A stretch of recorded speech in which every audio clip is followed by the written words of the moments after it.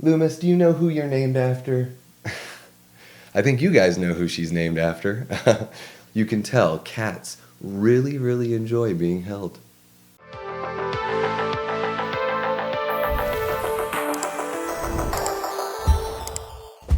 Welcome back to the channel, everyone. Davey Deathray here.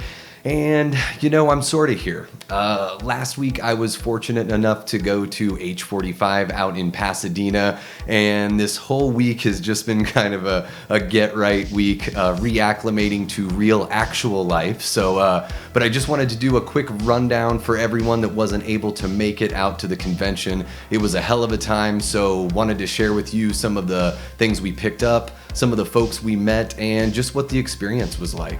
Let's get right into it. I drove out on Friday with my wife and my big brother Matt.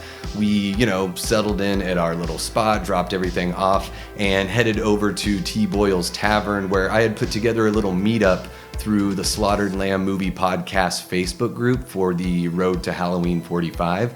So got to meet a few people there, hang out with some guys before we headed over to a screening just around the corner at the Regency Theater. It was a packed house. The transfer looked great. The film was really fun to watch with a crowd of horror nerds, especially with the convention going on. There was just kind of a buzz in the theater. And then after the movie, we just hopped on back over to the bar, hung out a little bit more, met Koi, who I didn't know until this week is Happy Sanjo on YouTube. So, you'll find through this whole video that a lot of the experiences that we had, most of them were meeting folks from the horror community and the YouTube community. So you'll see me interject that. It was great hanging out with those guys. Probably had a little bit too much fun on Friday night, but was able to rally for a big day on Saturday. So Saturday was the big day at the con. It was open 11 to 8 for the folks who didn't have the VIP, which was us. So we got in there, walked around the showroom floor, kind of got a lay of the land before we decided what we wanted to buy as far as merch went and, who we wanted to meet. And real quick before we really got going, I wanted to stop by the Cinescare booth and visit Vin from Womp Stomp Films and Never Hike Alone. I'm sure you guys know all about Vin. He is one of the hardest working guys in the business. So, real quick story, if you guys follow the channel or if you just check out some of the previous videos, you'll see that I did an interview with Cecil Laird and Vincent from when Dylan's New Nightmare showed at the Gathering of the Ghouls. And after we had our talk, I went up to Vin and I was like, hey, I don't know if you guys are looking for this, but do you need matte painting work for Never Hike Alone 2? And Vin raised his eyebrow and was like, are you a matte painter? And I was like, no, I'm not a matte painter, but my big brother is. He's awesome at what he does. Let me send you his info, all that good stuff. And long story short, my brother was able to do some post-production work on Never Hike Alone 2. So he's got some matte paintings in there. Really awesome to be able to hook those guys up and then, to be able to introduce them in person was really cool. And just while I'm on it, I'll drop a link there in the description for the Never Hike Alone 2 campaign. It's still open and the film premieres on October 13th. That's this coming Friday. So, get out there, check it out, support the film. I'm sure if you guys haven't heard of Womp Stomp, then I'm glad to be able to share that with you and check out what they do. It's really awesome stuff. After having a chat with Vin for a few minutes, we decided to go check out the merch table, grab some shirts and all that good stuff. I got the exclusive H45 shirt from the main booth when we signed in, and then hopped on over. I got another Halloween shirt with a really cool design here from the original 78 classic. And then this Curse of Michael Myers shirt really caught my eye. I love the design. Say what you want about the film, there's things about it I like and things about it I don't like too much. But I love that shot of Michael with the axe. Such a great shot from that film and a good example of that movie having that feel akin to the original. Kate picked up this really cool orange H45 shirt, which I believe is an exclusive as well. We got a couple cups, we got an enamel pen, and then it was on to figuring out who we wanted to meet and get pictures with. So our first stop was to see Rowan Campbell from Halloween Ends. He had a pretty good line going. I mean, all the old alum, especially Dick Warlock and Nick Castle, they had massive lines. PJ Souls, same kind of thing. But Rowan's line was really, really good, especially when you consider how divisive the film is in the horror community. I guess maybe this gives us an idea that within that specific Halloween world, there's a lot more appreciation for that film. And I also think that even if you don't like where the story went, it's pretty tough to deny how good of a performance Rowan puts in there. So, you can see here in the picture, my wife is very, very happy to be meeting Rowan. He was super sweet, really jokey with everyone, really jovial, engaging, as I think a lot of the alumni were. It was just so great to have these moments. Just down the way from Rowan was Anthony Michael Hall, who I was really excited to see, and also my big brother was really pumped to see because, he grew up in the 80s. He was a teenager in the 80s, so all those great movies like Weird Science, Breakfast Club, that was like, right in the perfect spot for him. So, and I grew up watching those movies too, especially, he's the original Rusty in the very first National Lampoon's Vacation film. He's in Edward Scissorhands. I even remember this movie called Hail Caesar from like the mid 90s with him and Robert Downey Jr. where they're in a band. Raise your hand if you've seen Hail Caesar. But he was really kind. I'm really pumped that he is a part of the franchise and an alumni now. It's really cool for him to have that, connective tissue to the franchise now. Again, say what you want about the film. I think that he does what he can with it, and I love seeing him be Tommy Doyle. So here you'll see this picture. My brother and I got a photo taken with him. We also got, a signed photo from him as well that he made out to the both of us. And of course, my brother immediately shared the picture with the family just to, kind of brag that we had met the original Rusty. Another alumni I stopped by to have a moment with was Ken Foree from Rob Zombie's remake of Halloween, and also, I'm sure a lot of us know him from Dawn of the Dead as well. So you'll see here I got some pictures with Ken. He signed this really cool custom Dawn of the Dead poster for me. I like the Rob Zombie remake of Halloween, okay, but Dawn of the Dead, and specifically just, Romero's Dead films were so formidable as far as, making me really appreciate film as a storytelling mechanism and just realizing, what you can really do. Dawn of the Dead has these gut-wrenching moments, but it's also really fun. I love Ken's performance in there, so it was great to meet a guy who, I consider a legend. When we got to the after party, Kate and I pretty much right away bumped into Tom Jones Jr.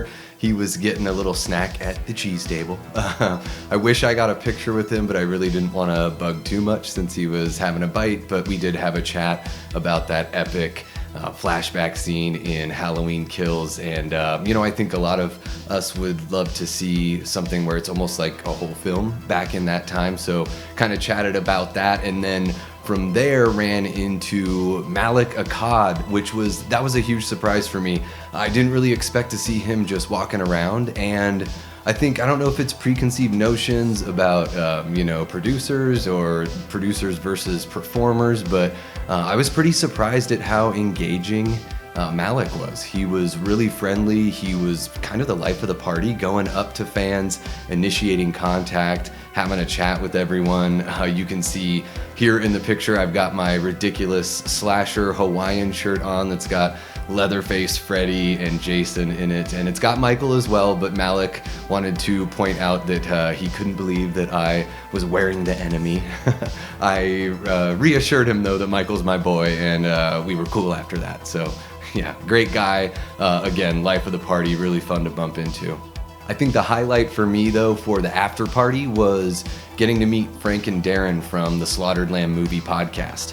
I've been watching those guys for about a year and a half. Really like their dynamic. Frank is kind of likes to push it a little bit, and Darren's there to keep him in check. They've got a good back and forth. Really entertaining and informative guys, great members of the horror community as well. They put together an awesome Facebook group for the Road to Halloween 45 that I mentioned before. And Darren even snuck me some nifty gifties. So I've got some Slaughtered Lamb enamel pins that are super awesome to have. And right after meeting them, I get a tap on my arm, and it's Cody Snyder. I had no idea he was going to be there. I've seen Cody as a mod on Dave McRae's channel, in the Slaughtered Lambs channel as well. So it was really cool to meet him.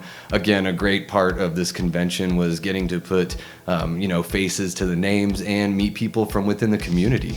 Sunday was, a little bittersweet knowing that you're just wrapping up this epic weekend and about to head back to real, actual life. But we made it to the David Gordon Green trilogy panel, which was really exciting. Started out with a core group of the performers from that flick, and then other people just started rolling in. Christopher Nelson shows up, James Jude Courtney, who was, kind of took over the panel. He was really entertaining. Sean Clark came out and they insisted on singing Happy Birthday for him, even though he said his birthday was the previous day and he didn't want them to, but I'll drop a video there of the whole crowd there singing Happy Birthday to Sean, and got to ask Rian Reese a question. My wife wanted to ask her about that bathroom scene. It's such an iconic kill in the franchise. We were kind of far back in the group, so I just decided to give my big booming voice and ask her all about that. Hopefully you guys can check that out when they release the Q&A video. It was a really great time there. Super, grateful for having all of us and really happy to, be there at the convention with everyone. After the panel wrapped up, we headed over to Rian's table to get some pictures and autographs from her. My wife in particular wanted to get a picture with her and just, her own piece to be autographed. So she was really kind, really sweet, wanted to take multiple pictures just to make sure we had something that worked. And, really happy to be there with all the fans. It seems very appreciative of being part of the franchise. And next up was the meeting that probably left me the most starstruck out of all of them. I got to meet Jeffrey Kramer from Jaws, Jaws 2, Halloween 2, of course, and Clue.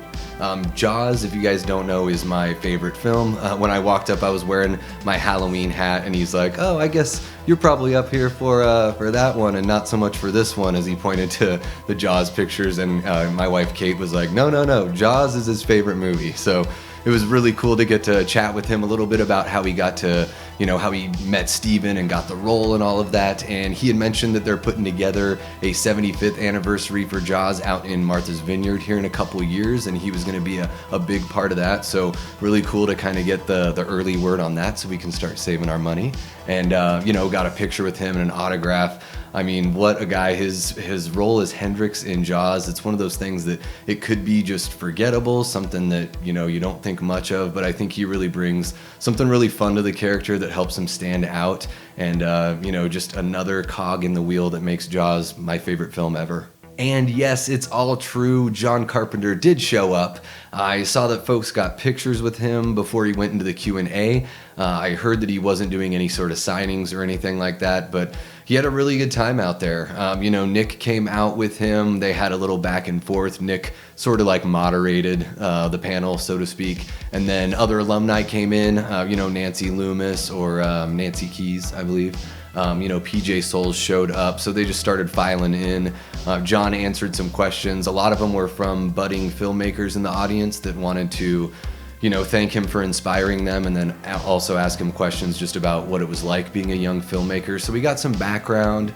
John also had a lot of fun. If anything ever came up about the rights to this or that or anything like that, I think John's go-to answer was, "Sounds like bullshit," which was, heard that a handful of times. But yeah, really awesome to see him there. I'm really hoping he's there for H50 as well, and that, maybe there's more of an opportunity for folks to get to interact with him, but really cool of him to show up nonetheless. So yeah, guys, that was my experience at H45 out in Pasadena.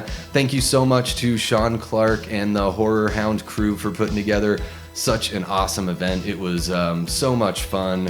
I don't really have any complaints other than I wish it were the whole week, or that I could just get stuck in a time loop and never leave. But that's not possible. It's not possible, Davey. But yeah, big thanks to Sean and the rest of the crew there. I had a lot of fun out there with my wife Kate and my big brother Matt.